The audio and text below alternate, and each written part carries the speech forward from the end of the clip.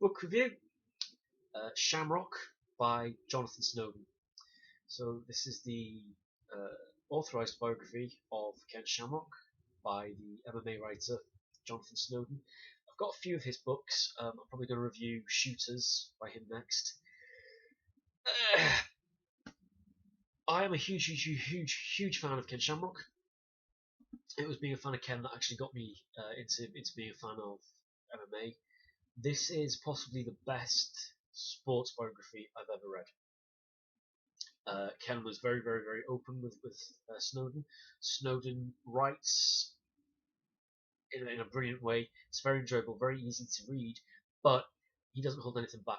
It's if there was something that was presented that doesn't put Ken in the best of lights, Snowden still puts it in. There's no fanboy type of writing here. Um, going through being a big fan of Ken, going through this and reading about how the morning of one of Ken's title fights, his wife's hammering on the hotel door, and his fight team are lowering a stripper out of his room. Another title fight, he still high as a kite on ecstasy from going out clubbing the night before, as you do when you've got a big title fight.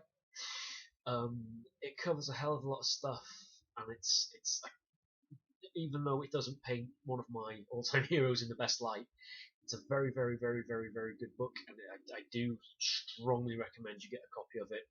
Um, it's available. I mean, I got mine on Amazon, and it came within about a week, and it took me about 3-4 days to read the whole thing.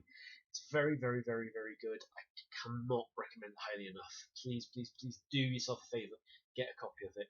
It's incredibly informative about the early Pancrase days, about the early UFC days, about exactly what Ken was in the early days of the sport. Because in 94, 95, 96, there was nobody on the planet that could beat Ken in a one-on-one fight. Unfortunately, most fans only know him from when he made his comeback in 2000, and the fights with Steve Ortiz, the amazing fight with Don Fry, and basically Ken sort of going to C-list or D-list shows and not doing too well. This will hopefully open your eyes to exactly how important Ken was to the whole progression of MMA, and just how phenomenally ahead of everybody else he was at that point in time. I hope you do get a copy of it, and I hope you enjoy it.